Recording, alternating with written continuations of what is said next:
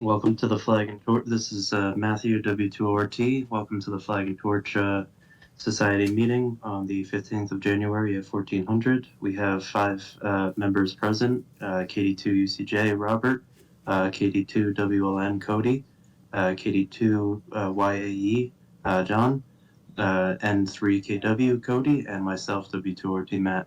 We're going to get started. All right, Matt. Well, thank you for the introductions. This will be the first meeting that we've had in January of 23, and it's nice to see all of your beautiful faces.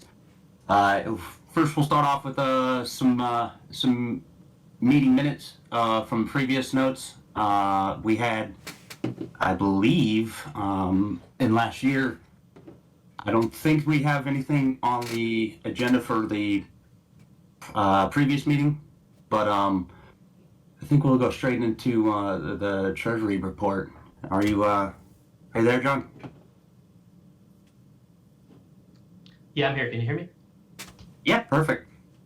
Hey, hello everybody. John Burgos here in Fort Drum, New York. Kilo Delta 2 Yankee Alpha Echo. I'm the money guy up here. Very, very happy to see you all here on our first meeting. Hopefully everybody can join us. Is there anybody else coming in? I see people coming. Yeah, I think people will keep coming in. Just go ahead and run with it. Okay. So being the money guy, don't have a whole lot of stuff to put out yet. We do have a whole bunch of initiative that we'll cover throughout the brief, but it's great to see everybody here. Who's got it next? Hey, I'll say something on behalf of that, John. So I did crunch some of the numbers that we had for expenses. Last year, we spent $871. That was our startup for incorporation, for the club, for Squarespace, for a lot of stuff. This next year, we have projected 396 expenses. That's mostly for the website that we have. And then currently in our checking account, we have 10 whopping dollars. That's from me. Really, right now we're at zero. But that being said, we have a few things coming, which I believe we'll talk about a little bit later, that will start our 2023 incentive to gain money. Something I wanted to mention that Matt and I were talking about is membership service offered on Squarespace is going to be $9 a month, and I think at the next meeting we talk about and vote on whether we approve that $9 a month to go into our funding. And when we, that $9 a month to be approved into funding if we wanted to. Also, you and I have to talk about taxes this year and how we're going to do that. That's going to be a you and I meeting that will, once we figure it all out, we'll have a trustee meeting and then iron that all out. And then our 2023 goal is 1375. Okay, so that goal is going to cover the 871 that the club spent last year because we made no money last year, plus the 396 up to 405 additional if we do the membership or not, to cover 22 and 23 and set us at even going into 24. It'd be nice to get a little bit more than that so we have a little bit more cushion to kind of have some flexibility, but those are the hard numbers we're dealing with. That's all there is for the budget.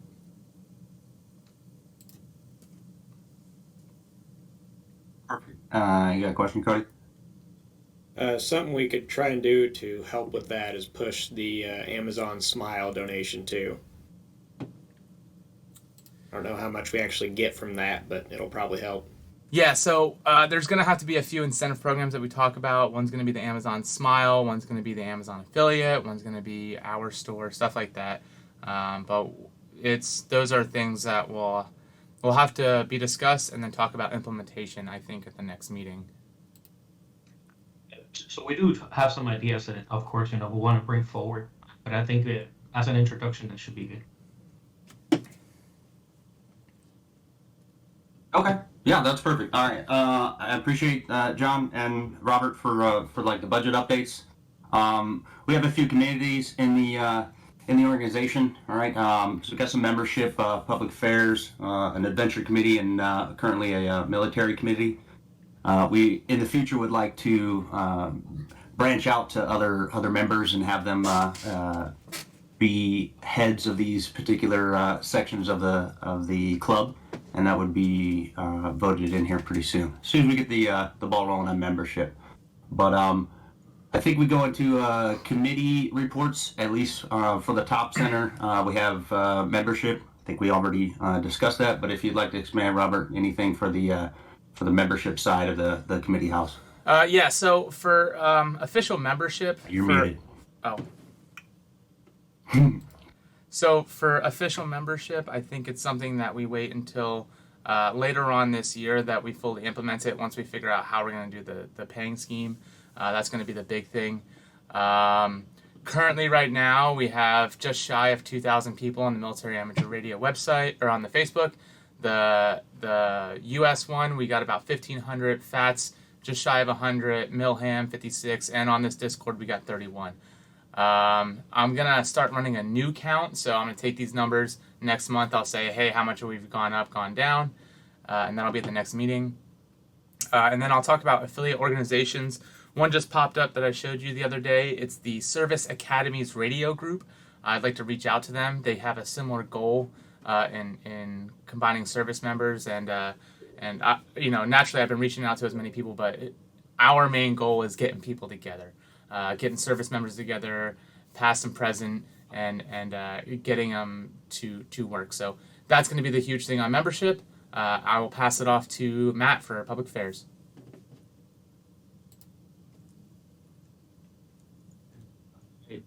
So just talking a little bit of public affairs, excuse me.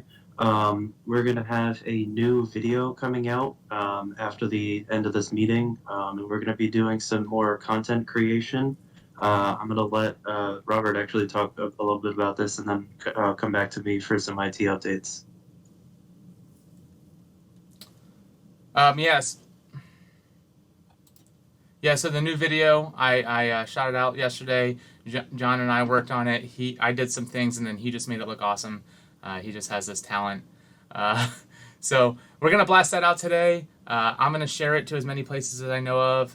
If anyone else knows clubs or groups that have people that would be interested, I'd love to just get the conversation in here on all ranges. But I think this will help to just kind of get that hook and then get people this way. All right, back to you, Matt. So just some quick IT updates. So, as you guys have heard, we're using Squarespace for our website, and that's a big overhead cost, as well as it's very limited in terms of customization. So we're looking at making for lack of better words, the military term glide path comes up to look at getting our own either cloud or self-hosted website, working on different things like that, different options for us so that we can host our own version of Remedy for people who are familiar with that, different ticket software, and various other things for our ability to be customizable with our club for our needs and all that stuff in terms of IT. Can I go back to the video real quick? you say that again? Yeah, no, so it's for everybody. So if you could, I'm pretty sure that you have some videos of some footage of you playing around with radio. So I really encourage you to, as you continue to play around with radios and continue to go do some PODA or be at work setting up your radio stations or your home station, to take some video, right? Hours and hours of video make up for a 30-second clip, right? So the more footage we can have, the more ideas we can create, and the more videos we can create to motivate people to continue to do this, right? This is not just about a bumper sticker. This is something that we're all passionate about. This is something that we want to continue to develop the younger generation or even older generation to continue to foster this love of radio communications, especially in our military communities. It's very necessary, very needed. And we think we have the what it requires, right? We think we have the special sauce to make it happen, and we're all here to support that effort. That's so we love your videos. Share it with us so that we can make something better.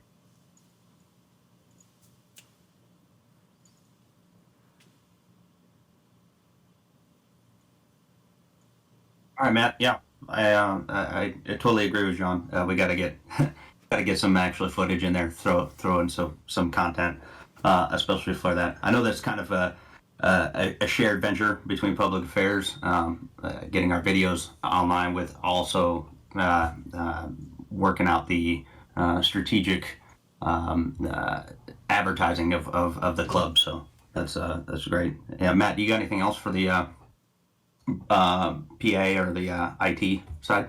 Okay, perfect. All right, well, moving on to another subcommittee, the adventure side of the house.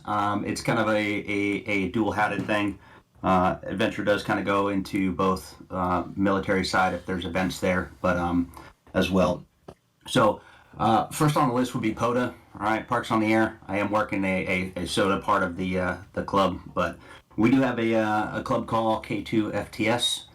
And it's quite a awesome thing that we can utilize as a across the United States club, much like another affiliate that we have with Ham Radio Adventures. So really kind of exciting. You are able to do some POTA if you're a club member. I only ask that right now. If you choose to activate any sort of park, that you set up your ADIF logs the appropriate way. And what I mean by that is to make sure that you have your right grid and utilize the call in the right way. Once you're done with your logs, it's pretty simple. Email it to ontheair@flagandtorchsociety.com, and I will be able to just kind of scrub it down before we submit it. I'll submit it into the K2 FTS log. And as soon as that populates, it'll go right onto your own POTA call sign. So dual credit on that one. So that's kind of nice. I'll put out some more clarification on the Discord here, and hopefully we'll be able to get that out and be able to utilize it some more. I like to have fun with it myself. Field Day.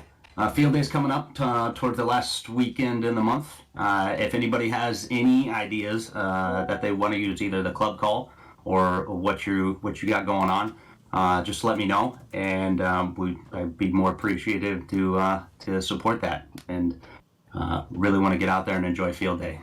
Put a call sign out there. Anything else besides that? We have a new calendar event. Excuse me, Rob. No handshake. Yeah. Sorry. Yeah, Yeah. The one thing that I wanted to mention is there is a guy, KD2YDN, Chris. He's been posting a lot.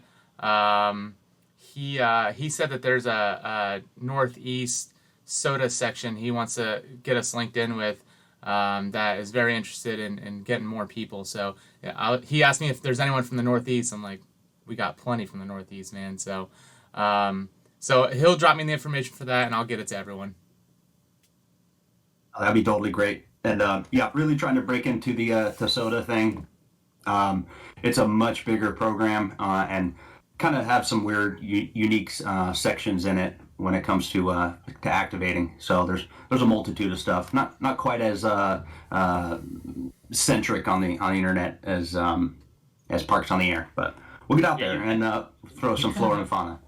You kind of didn't hear a lot about SOTA in the US, right? Like I found out there's some videos in UK and whatnot, but it wasn't very popular, even though there were plenty of sites in the US. I looked at the map on SOTA, and there are plenty of spots that I think some of them are actually POTA and SOTA parks, which it was pretty cool.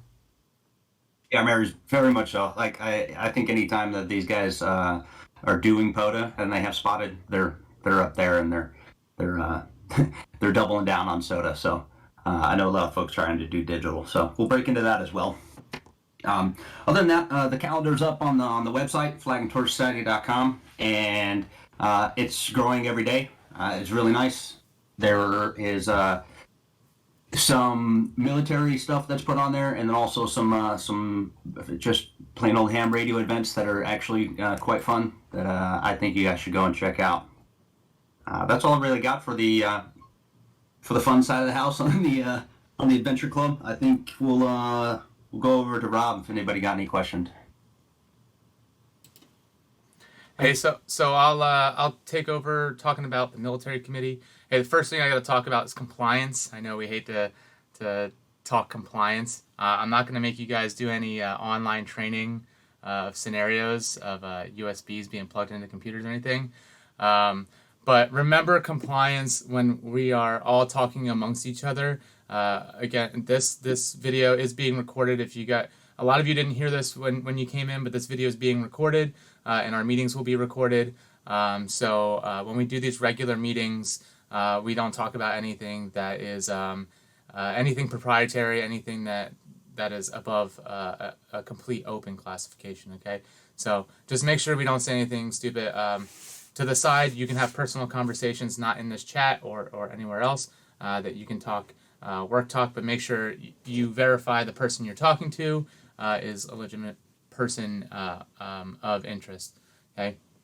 Moving forward, outreach. I just had someone reach out to me from First ID that's interested in getting in these competitions, and we've had people reach out over the year, but it's a great thing, and I think we should start logging down those contacts, who are reaching out to and who's reaching out to us more specifically, because we've had people reach out to us over the past 2 years, and we've been making an impact, but it'd be nice if we can kind of get those people down and then track them down, follow up, make sure we know who we're talking to, or make sure that they're following up on learning and training and doing stuff like that. Military events, next one we got coming up. We got that email pushed out from Julie, most of us out here. If you're in the military, you did not get the military events pushed out to us, reach out to us through here. We'll link up over our .mil accounts, and we'll get you the information. But big military events coming up. I think the next one is QRPX, and that's going to be a fun one. I might be forward at that time, and some people might be running stuff, but it's a great starter event. That's all I have for military stuff. Oh, the last thing is, if you look on the Flag and Torch Society webpage and you go to the Learning Center, this is as much stuff as I can dump onto a website in the Learning Center that we have for resources. There are a million out there more. I'd love to talk to Ashley after this too. I know she has a lot of good resources that she can provide from a signal officer aspect, that we can just get on this website and just be like, hey, if you don't know, go to this website. And it's both quick links and also a knowledge management center. So that's all I got for that. That's perfect. Thanks, Rob. I appreciate it. I do want to do a caveat. Ooh, that's the dirty word. But in the military side, the compliance, staying with classifications of things is pretty important. But to go back up to the content release and anything that we're providing in to go out on the internet, if we're making any sort of videos that is someone who is outside the club, with getting a media release form would definitely kind of help, just covering all our bases there. I think Rob has worked out something that we have on the website, or excuse me, on the share drive there, and just having those in the back pocket if you have to get around to it. So just kind of putting that one on there. Other than that, I think we move on to old business, right? Just kind of from previous club meetings, we had, I believe, fundraiser or anything like that. I think Rob or Matt can cover down for that. Yeah, I got you on this one. So John had a really fun time playing with the Printful website and sending us everything that you could possibly put the Flag and Torch emblem on. By the way, there's even underwear on there if we ever want to get really froggy. But I picked 5 consistent ones that we can start our winter fundraiser with. And it's actually, the store is live now. So you guys can go on, you can get these shirts. You get the Flag and Torch Society shirts. This is an embroidered emblem. So it's actually stitched in, and it's awesome. There is the Military Amateur Radio shirt, which is a pressed one. So that one's kind of, I don't want to say ironed on, but it's digitally printed. And then there's some stickers and a coffee mug. So that's on there. Go buy it. We already had one, N7 who was it, N7RTH or something like that, Ted. He bought some last night when I wasn't looking and caught me off guard because I wasn't anticipating anyone buying anything yet. So he got the first batch. It's gonna get sent to him whenever they make the stuff and send it out. But I know we've been talking about it for a very long time about getting stuff out there and figuring it all out. And now that we're in the new year, new tax season, all that stuff, it's time to start getting some stuff out there, getting some swag, stuff that we like, stuff that people like, solicit questions for our next fundraiser, and then we'll go forth from there. And then John and I will talk off to the side about how long this fundraiser will go for. Like 6 to 8 weeks, something like that we really pump it out there. Then we'll cut the store off, and then at a later time we'll come out with new products, whatever we got, and then do another fundraiser. Rob, can you explain why that is? Why we can't just have the store like open all year long? Yeah, absolutely. So we are registered as a 501c3. We're a nonprofit organization. So we're not a for-profit business. So we don't run a store all year round because that is going to be a fully taxable like a business. To maintain our nonprofit status and our 501c3 tax-free status, we can only run fundraisers. And honestly, to anyone out there who's wondering, like, we are not for profit. Anything that we make, if we start making hundreds of thousands of dollars, we're going to find a way to take hundreds of thousands of dollars and pump it back into soldiers I say soldiers because I'm used to that, service members that need to get knowledge and need to get whatever they can. And we will be creative. We will find ways to get the money back to them. As you saw in our brief earlier, we got to make up a little coin that we spent initially to get the startup. But after that, it's all going back into everything that we love and believe in. So that's why. Does that cover that all, John? Yeah, thank you. Yeah, perfect. You mentioned the winter fundraiser. I think we're still trying to hash out some dates, but I don't believe that we have it on the calendar up until after the next meeting. Is that correct, Rob? Say that again. Winter fundraiser for the store. I don't believe we're going live until after our next meeting. Is that correct? No, it is live now. I understand the store. I was talking about specifically the winter fundraiser type thing. That is part of it. That is okay, perfect. With the store going live, that is the start, and then once John and I figure out a good period to end it, we'll make sure that we publicize that the store is closing. All right, perfect. I think that when we say for a limited time only, we mean it. limited time, exactly. I don't believe there's any other old business to discuss, at least on our notes here. I'm opening the floor to any new business and topic of discussion in the Flag and Torch Society. All right, I'll take this one again. First and foremost, I want to start with recognizing someone that's been helping us out for a little bit, Cody Wasson and 3KW. I pulled him in and mistakenly did that because he'd stopped bothering me for the past 6 months. But he's been really awesome in helping Flag and Torch get on our feet, and I know he wants to get more involved. And there's only so much you can do when you're not a member of Flag and Torch Society per se. So what I wanted to propose, I wanted a motion to vote Cody Wasson to the Board of Trustees. So I'm going to motion that now. Anyone in seconds? I second. All right, Cody second. Any opposed? All right, so we got nothing. So Cody Wasson, that's why your camera's on and you're able to talk. As effective today, Matt, make sure you record this in the meeting minutes. Cody Wasson is voted into the Board of Trustees. So that's big news for us. We just went from 4 to 5 official members. Thanks, guys. We increased by 25%. Where are you located, Cody? What do you do? I'm in Missouri, Yeah, what do North you- Central Missouri, Air National Guard C-130 unit. Cool. Great to meet you again. Yeah. Hey, we got a little bit of lag on you, so go ahead and mute one more time, and we'll finish this up. we'll get you officially onboarded. Matt will help you with that, the full onboard process. I want you guys, for new business, review the Constitution and bylaws. I did throw that up on our shared drive, the PDF forms that we can all view. Just make sure you poke your head at that. Another new business thing, I know Cody mentioned it, but the calendar, it's a big thing because with helping people out, we want to get their names out there. So we've gone through adding tons of events to the calendar. I combed the ARRL events. Anything that's military related, we're going to help pump out, and that's going to be awesome.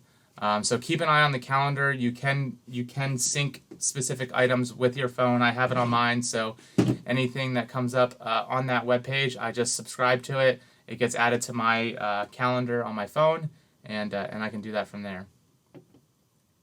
All right, and then I guess today's like major talking point that I want to stew in your heads is I would love to, and I know we talked about this before, is I'd love to make a video series over the next couple weeks here that we actually talk about how you prepare for these military competitions, because we keep telling people, hey, get involved, but a lot of people don't know how.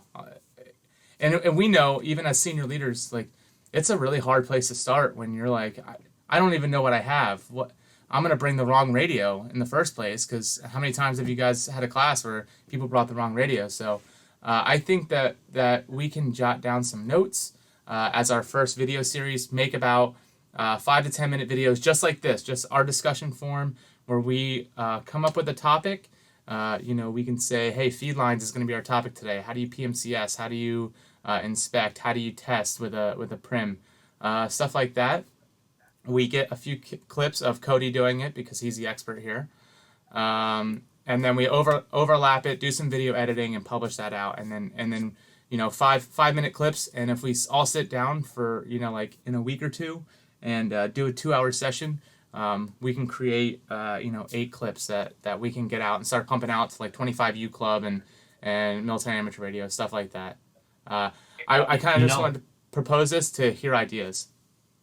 Hey, Rob, so something simple that we learned through the years of setting up for competition is that most people wait to the day of competition to start setting up, right? To then figure out that I don't have this coupler, or I don't have this cable, or my cable is broke, right? So I think it's good, from a top down, time-wise of what to expect and how to go about it. We do the same in the Army, right? So before we go set up, we do a validation, we do a comment, we do all these things. So it shouldn't be any different for those types of competition. So when you're trying to get people involved and you say, hey, this event takes place on the 1st of March, and that's when everyone wants to figure out who's participating, what equipment we have, what are we bringing, what are we setting up, when that should happen at least a week prior, where you should go through all those setup, make sure that people know what they're doing, cover down on the items that they don't know. So yeah, I agree.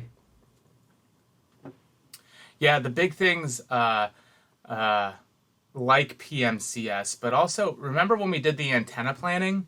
I thought it was going to be pretty easy just by walking outside and throwing a wire on a tree, but we got azimuth shots. We realized that we couldn't put antennas up certain places. Notice propagation issues. Wondering, I know a lot of people, they say, I want to get Hawaii from New York, right? Like, that's what I'm going to get. But I'm gonna start doing it at 9 o'clock in the morning when the sun just rose, and I'm gonna do it on 40 meters. And it's like, you're just gonna like guess that was all just like, I mean, that could work. Who knows?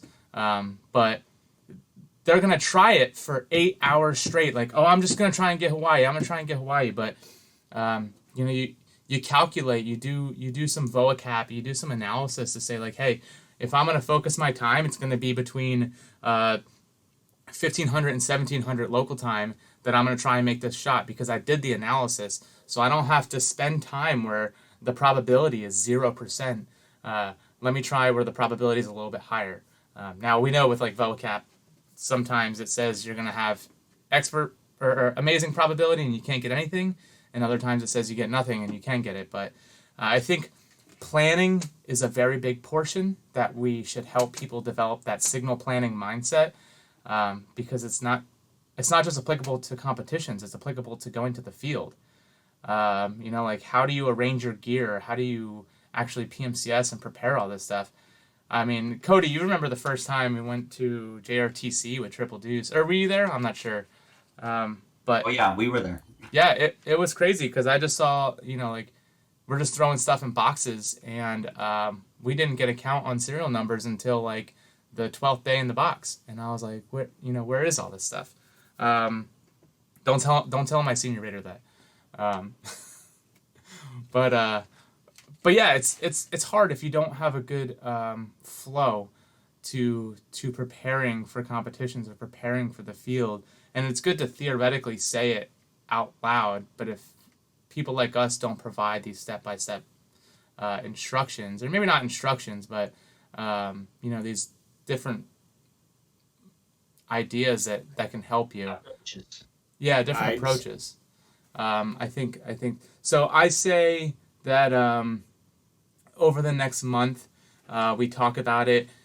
We come up with a good progression of ideas that we can talk about, and we can literally just crack into the technician's guide and say the ARRL technician book and just say what's applicable here and there. Let's talk about feed lines. Let's talk about connectors. Let's talk about propagation. Let's talk about antenna emplacement and stuff like that. PMCS, all that stuff. Let's talk about that stuff in short chunks that's consumable, because if we make an hour and a half long podcast, like someone's not going to sit there and listen to that. I want to hear short stuff, and I want to hear short stuff because I don't want to hear myself talk that much. That being said, unless anyone else has anything big for that, I think we'll continue the conversation. Like on the Discord here, that will resource people to say like, hey, I think this would be a good concept for something that we can talk about. And I'd also, with that, like to get outside opinions. We know so many people across the forces that we can say, hey, major whatever, or sergeant major whoever, or warrant officer whoever, like, can I just get you on here in like a not military, like not tied to any organization, but to us, like in a personal sense, and just talk to us about like something about this. It would show that there's more than just us talking to it. We got experts across the field that can talk about why this is important and how it helps them win. That's all I got for that one. A thought that I have identified throughout the years that there are experts at HF in many units, but they're in like silos, right? Like they're on their own, and like they just keep all that knowledge to themselves, and that's not what we're trying to do. We're trying to spread that love to other people, because I see them in all units, right? I go into a unit and they're like, "Oh yeah, go talk to this guy. He's a nerd with radios. He's got his own radios." It's like, I got my own radio. It's like we should talk, right? But that's exactly what we're trying to do. Yeah, let's. Yeah, I like what John said. I totally agree, and I think if wherever you're at, member or not, or anyone who's watching this video, I think that's probably the toughest part, is hunting down those folks and getting them into the community instead of being recluses. So it's probably not their intent to do so. It's just that they probably don't know that there's a ham or a military HF guy living right next door, and that's the biggest hassle that I see on my side of the house here. So still working forward to it, and I think that that face-to-face handshake is probably the most tangible things that we have to spread the word. So thank you for bringing that up.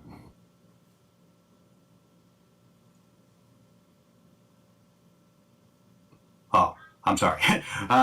Anything else on the on the prepping videos, military concepts, or anything like that?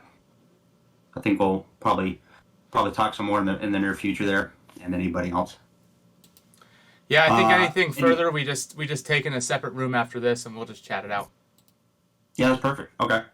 I think we'll recap any of the minutes that we have there. Matt, if you got anything to add to the minutes that we have, either from introductions or community reports, or even down into the new business, that would be appreciated.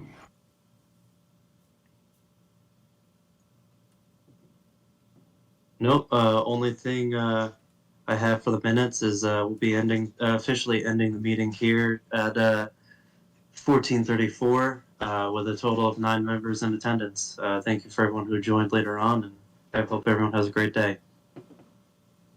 Perfect. Okay. Hey, thank you guys, and welcome to the first meeting of 2023 for the Flag and Torch Society. I appreciate everyone. Thank you guys.